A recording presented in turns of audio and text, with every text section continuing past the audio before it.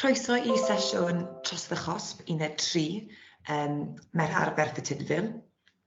Yn amlwg, byddwch chi'n gwybod erbyn nawr bod methu tydfil yn ystyried achos yn eich 13 I chi.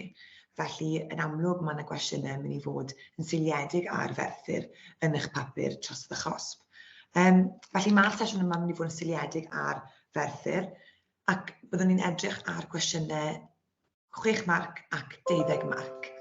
Felly, yn gyntaf, ni'n meddwl jyst edrych ar ychydig o gyd-destun am ferthyr ei hunan, bach o adolygu ar hynny, cyn fynd ati I edrych ar y cwestiynau. Nawr, o ganlyniad I dwf cyflym a datblygiad diwydiant haearn y methu tydfil, ymlynyddoedd cynnar y bedwerydd ganrif a'r 15, daeth y dref diwydiannol gyntaf Cymru. Nawr chi'n gweld llun fan hyn ar y chwith o lun y ferthyr yn 1750. A dyma lun ohono fe wedi trawsnewid yn gyfan gwbl erbyn 1837. Y tref fwyaf poblog Cymru nath e droi mewn I erbyn yr adeg yma. Nath e arwain i'r angen I ddarparu ar gyfer gweithlu, a oedd yn dal I dyfu at adeiladu tai heb reolaeth really, yn yr achos yma. A wedi gwasgu yn ddidrefn at ei gilydd. Felly, oedd y modau byw yn ferthyr ddim o safon reit dda. Felly, ni'n edrych ar y safon o fyw a hefyd datblygiad yma o fewn y diwydiant. Nawr, erbyn 1840, roedd gan ferthyr elfen hanfodol i'w throi yn dref ffyniannus, so boomtown bydden nhw'n cael ei alw, un ddiwydiannol. Diwydiannwyr mentrus, Saeson gan mwyaf oedd y pobl oedd wedi symud mewn, a oedd yn barod I buddsoddi mewn datblygiad diwydiannol y teuluoedd Guest Crochet, Homfrey a Hill. Cyflaniad digonol o ddeunyddiau crai, glo, haearn a dir. A dyn nhw cysylltiadau trefniadaeth da hefyd, camas Morganog, Glymogish Canal, a rheithir Dyffryn Taf yn amlwg. Fel nes I weid, roedd y poblogaeth yn ehangu. Os chi'n edrych ar 1750, roedd tua rhan fwyaf o 40 o deuluoedd yn byw ac yn gweithio ar y tir y methyr. Gan mlynedd ddiweddarach, roedd y pentref hwn wedi tyfu I dref fwyaf Cymru, ac oedd 46,378 o bobl yn byw yna erbyn 1851. Yn amlwg, y reswm dramatig am y twf yma oedd y diwydiant haearn. Felly, oedd y newid anferthol a ddigwyddodd ym Mhrydain gyfan gwbl, yn amlwg, yn ystod yr amser yma. Ond nhw'n newid oedd merthyr I newid o le amaethyddol I le diwydiannol iawn. So nhw ddim nawr jyst yn ddibynnol ar y ffermio, ond nawr ar ddiwydiant ei hunan. Beth ych chi'n gweld hefyd, cafodd poblogaeth gyflym yn sylweddol fe'n fi newydd sôn am fan hyn, a ni'n gweld y poblogaeth yn tyfu'n aruthrol erbyn 1851. Nawr, yn amlwg, gyda pobl yn symud mewn, yn gyflym iawn mewn I ferthyr yr adeg yma, chi'n mynd I cael problemau. Na nes I weid sôn ychydig yna am problemau amodau y tai. Yn amlwg, o'n nhw ddim wedi cael ei wneud o ansawdd da, oherwydd nhw wedi cael ei adeiladu yn reit gyflym. Y problemau sy'n dod gyda hwn, o ddim gyda nhw systemau garthosiaeth go iawn, o ddim gyda nhw chyflenwad dŵr glân chwaith. Felly beth ych chi yn gweld, erbyn 1840 a 1850 yw llawer ton o epidemics yn cael ei greu yma. Oherwydd yr amodau byw ofnadw, yn budur, a oedd ferthyr un o trefi mwyaf afiach yng Nghymru. Oedd cyfradd marwolaeth ferthyr ar ei uchaf erbyn hyn, 22 oedd oed disgwyliadwy oes gweithwyr diwydiannol y merthyr o'i gymharu â mwy na dwbl hynny, sef 50 ar gyfer teulu meistr haearn. Oedd y gyfradd marwolaeth yma yn eitha uchel hefyd, neu uchelach, uchafdol fi wedi, sori, ymysg yr ifanc. Ac yn amlwg, roedden nhw hefyd yn gweithio o fewn y diwydiannau yma. Be sydd gyda chi yw twf mawr yn pethau fel y frech goch, y frech wen, typhoid, tuberculosis, afiechydon sydd yn cael ei greu oherwydd y modau byw. Nawr chi'n gallu gweld o'r llun yma, na dangos cwbl o luniau i chi o sut oedd y cyflwr byw yma i bobl. Nawr chi'n gweld llawer iawn o bobl yn cael ei gywasgu mewn i tai reit fach, tai terrace fel hyn, okay? Ond maen nhw angen cael ei greu'n gyflym oherwydd angen nhw cael y gweithwyr yma. Mae'r lluniau yma o Gaerdydd ei hunan yw'r rhain. Hwn nawr yn ardal St Mary Street, byddwch chi'n adnabod hwn fel heddi os chi'n abod ardal Gaerdydd. Nawr, oedd chwyldro diwydiannol yn amlwg wedi newid Merthyr am byth, daeth filoedd i'r dref yn edrych am waith a bywyd gwell. Ond fel nes i weid, fe ddaeth lawer o hyd i fywyd caled iawn gyda modau byw arswydus ac arweinydd athi o ddefaint afiechydon a marwolaeth. Oedd yn olygfaeth a drawiadol gyda'r nos wrth i'r gweithfeydd o'r argraff bod y noson ar dan os chi'n gweld y llun yma nawr. Chi'n gweld y goliadau oren yma, tanllyd. Fel nes i weid, oedd gyda chi yr ardaloedd yma'n tyfu'n reit gyflym, a gyda hynny, os chi'n cofio yn ôl i'ch uned chi, fe ddath ardal dda enwog o'r enw Uffern Fach, yr enw cyffredin ar China. Yr ardal yma o ladron, diheiriod ac yn bendaf peteindra a'i gofalwyr fan hyn. Okay? Dyma ble oedd nid o llawer o blismona'n digwydd hyn. Byddwn ni'n edrych mwy ar ardal yma gyda'r cwestiwn nesaf, ond gyda'r ardal yna, bysych chi'n gweld y reality o fywyd caled i Ferthyr. Felly, trefi Merthyr wedi tyfu'n rhy gyflym, dyma rhai o broblemau, dim gyfrannol glan o ddŵr, yr afon oedd yr unig le i gael dŵr i ymolchi a choginio, ond yr amlwg oedd yn foched gyda carffosiaeth a sbwriel. So, oedd gwastraff dynol pobl yn amlwg o fewn y dŵr yma. Dim system i gasglu sbwriel, roedd y sbwriel yn casglu ac yn tyfu yng nghanol y heol. Chi'n gallu gweld, os fi nôl i'r llun yma, chi'n gallu gweld y dechreuad yma o'r sbwriel yn cynyddu tu allan. Rhain cael ei adeiladu lle bynnag oedd y lle, bydd yn agos i'w gilydd ac o ansawdd gwael, chi'n gallu hefyd gweld yna'r llun. Diwydiannau cyfagos yn llygru'r awyr gyda'i gweithgareddau. Yn amlwg oedd y tai yma'n cael ei adeiladu yn go agos i'r diwydiannau hunan. A dim system carffosiaeth chwaith, okay? So oedd fel nes i wedi gwastraff dynol nhw'n llifo yn syth mewn i'r dŵr. Yr amodau byw trist yma oedd afiechydon yn rhan cyffredin o fywydau pobl. Byddai pobl yn marw amryw o afiechydon, fel y pragwyn a typhoid, ond yr afiechyd fwyaf amlwg oedd colera. Roedd yr afiechyd colera yn cael ei achosi gan ddŵr brwnt. Os chi'n dychmygu nawr, maen nhw'n yfed, maen nhw'n ymolchi gyda'r dŵr yma, a dyna'r dŵr ble mae gwastraff nhw hefyd wedi mewn i. Ond oedd neb yn gwybod hyn yn hanner cyntaf y 4yd ganrif ar 15, felly bu farw nifer o fawr o bobl oherwydd hyn. Yn 1848 i 1849, bu farw 50,000 o bobl o golera, a fe darodd yr afiechyd yma Merthyr yn 1849, 1854 ac 1866, gan ladd nifer o drigolion y dref hefyd. Felly, mae'r afiechyd yma ei hunan wedi cymryd drost Merthyr a'i phoblogaethau yn yr adeg yma, oherwydd yr angen i gael mwy o bobl. Nawr, nawn ni edrych ar cwestiwn disgrifiwch yn gyntaf, cwestiwn 6 marc. A beth nawn ni edrych ar yw disgrifiwch yr amodau byw wnaeth arwain at gynnydd mewn trosedd yn Merthyr. Y peth pwysicaf gyda'r cwestiwn yma yw ein bod ni'n edrych bod ni'n cynnwys digon o ffeithiau yn cwestiwn 6 marc. Gyda hyn, y nod yw, yn amlwg, eich ffocws chi yw amodau byw.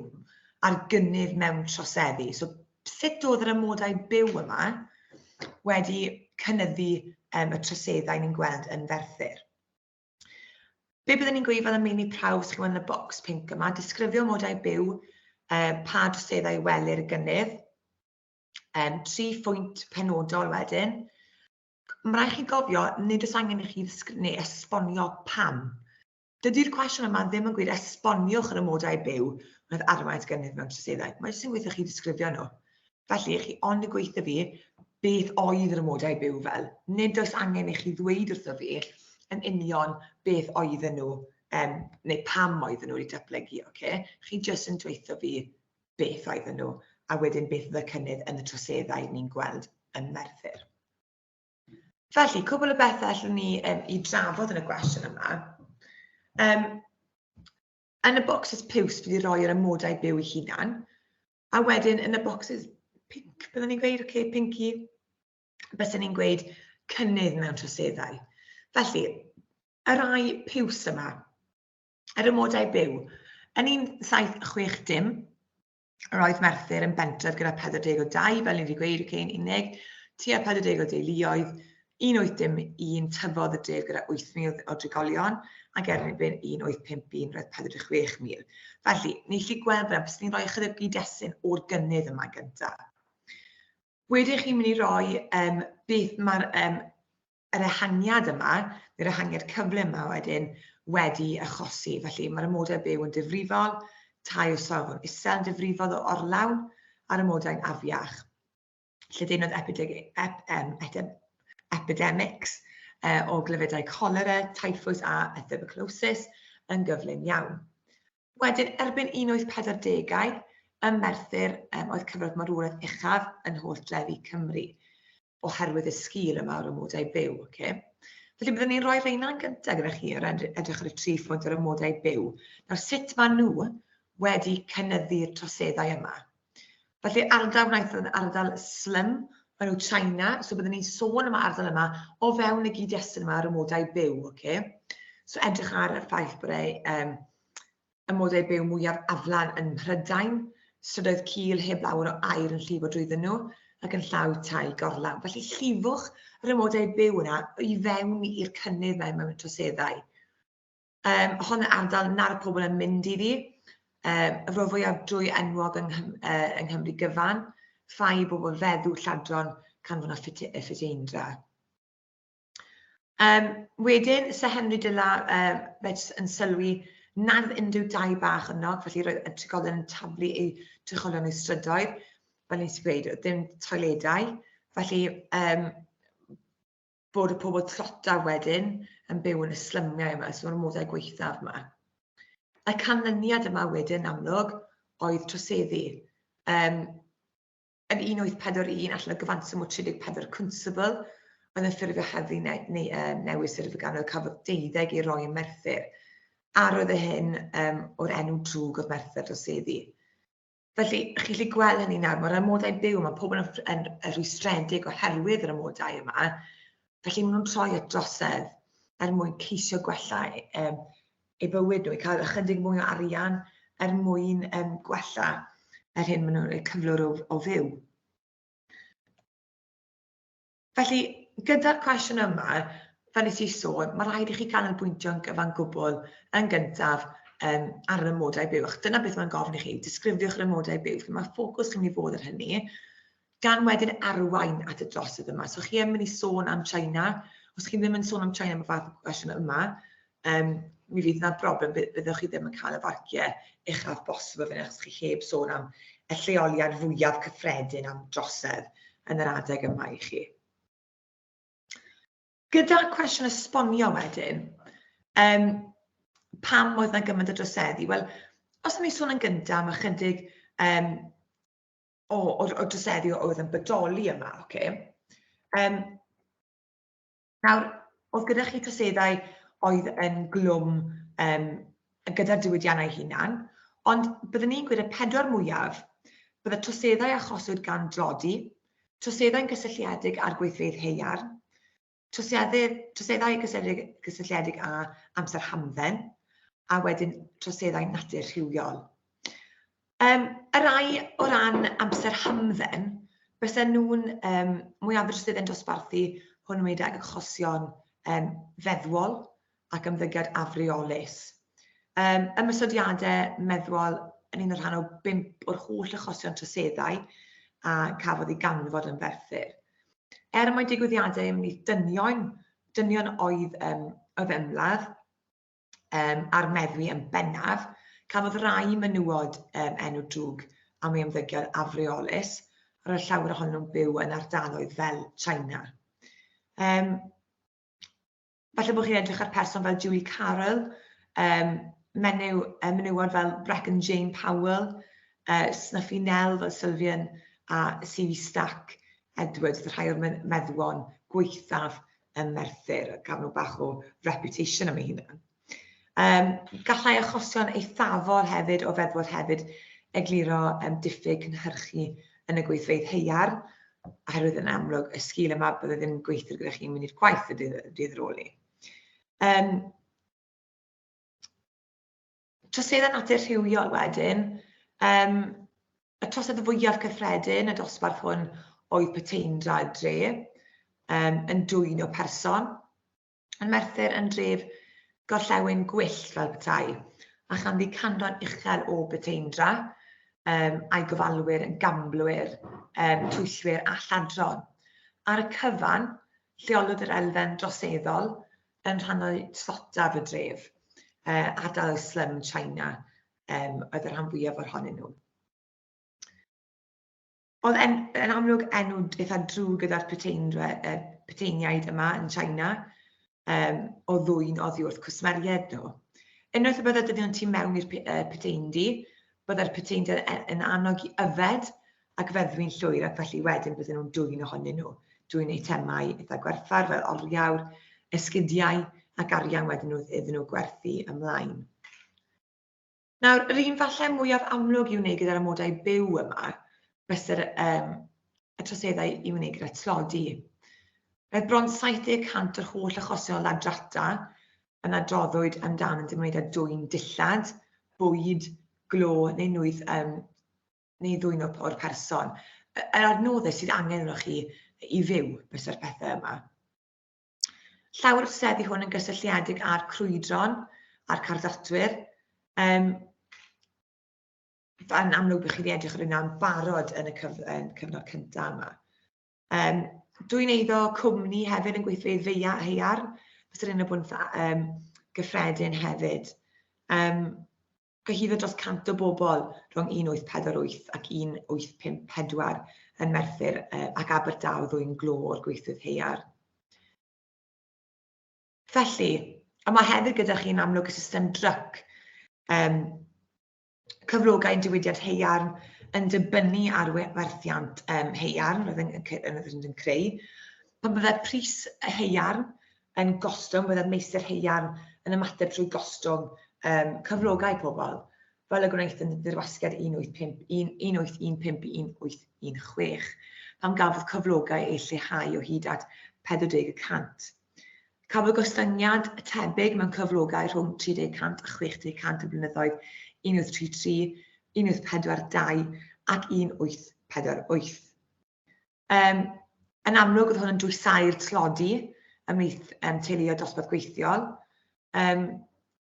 gan byddai'r pobl ond yn cael eu talu unwaith y mis, a byddai'n am gorfod mynd i ddyled wedyn amlwg tan diwedd y mis. Byddai rhai o'r meistr heian yn talu rhan o'r cyflogau drwy dalbegau arbennig o'r enw tryciau yn hytrach na arian swyddogol. Dim ond y siopau tryc oedd yn eiddo'r cwmnioedd heiarn, oedd yn cyfnewid wedyn tryciau hyn am nwyddau. Fydd y prisiau am y cyfan yn uwch nag yn siopau cyffredin, mae siop tryc yn annog gweithwyr i fynd i ddyled mwy gan ganiatau yn brynu a fenthyg, tan y diwrnod cyflog nesaf gan sicrhau bod nhw'n talu hwnna nôl wedyn.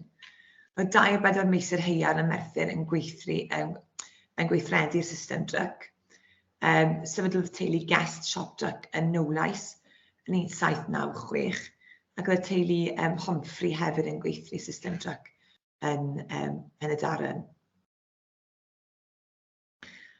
Felly, gyda'r cwestiwn esboniwch fel yma, esboniwch pam roi gymaint droseddu yn Merthyr yn y 40 ganrif ar 15. Mae fe'n 12 marc. Nawr, os chi'n gweld ar y cynllun marcio fan hyn, A1 yn dangos gwybodaeth am dealltwriaeth fanwl o nodweddion allweddol y cwestiwn. Chi'n cael 2 fan, ydych chi yn deall beth sy'n angen i wneud i ateb hwn yn llwyddiannus. A2 wedyn yw eich esbonio eich arddocad ymateb dan sylw yn llawn gan ganolbwyntio'n glir ar y cyd-destun hanesyddol priodol ohono fe. Nawr, gyda'r fath yma gwestiwn, be bysyn ni'n gweud yw rhoi fe mewn i 3 adran. Felly, pwynt 1, bysyn ni yn edrych ar pam roedd gymaint o droseddu yn Merthyr yn y 40 ganrif ar 15. Pwynt 1 bysau tyfodd Merthyr yn gyflym, ar ddechrau 40 ganrif ar 15, hynny wedi creu amodau gallu troseddu ffynnu ynddyn. A nid oedd gyda chi cwnstabeliaid o lleol yn gallu cynnal y cyfraith y threfn yma'n effeithiol. Hefyd, oedd llawer iawn o bobl neu heddlu yn ofn yr ardal yma, felly nhw ddim eisiau dod yma. Y pwynt 2 byswn ni'n edrych yna wedyn yw yr amodau gwaith yr un mor llym. Gweithfeydd haearn a'r pyllau yn fannau oedd yn beryglus ac yn afiach. Dechreuodd gweithio droi al chi gael cysur, gan fod alcohol yn cael ei werthu mewn llawer o leoedd. Roedd meddwl y troseddau cysylltiedig â alcohol, ymysodiadau cyffredin, gyda dynion a menywod yn ei chyflawni. Pwynt 3, bysau'r amlwg yr ardal o China, a hwn oedd y gweithaf gyda ymerodraeth y teyrnasu yna. Roedd yn lle ddrwg enwog yn ei fod yn hafan i droseddu Merthyr, ac oedd hefyd yn ganolfan i fannau yfed. Felly, os chi'n edrych ar y 3 pwynt yma, mae fe'n adeiladu ac mae fe'n rhoi y cyd-destun yma i chi, ond hefyd chi'n gweld pam oedd yna gymaint. So chi'n gweld o ddim gyda chi'r cyfraith a threfn. Wedyn mae gyda chi'r amodau gwaith llym yma, a wedyn ardaloedd fel slymiau o China sy'n reoli. Felly mae gyda chi 3 phwynt clir yma o pham oedd gymaint o droseddau yn Merthyr. Nawr, mae Merthyr ei hunan, mae rhaid i chi sôn am hyn yn amlwg, yn wedi yn eich cwestiynau chi, os mae'n y gwestiwn yn 6 marc neu 12 marc yn dod lan ar Merthyr, ond hefyd mi fydd na disgwyl i chi drafod hyn yn eich traethodau chi. Nawr, os mae'n yn amlwg chi'n gwybod bod rhaid i chi sôn am elfen o Gymru, mae croeso chi hefyd i ddefnyddio Merthyr gan i fod yn ystod achos yn eich traethawd chi.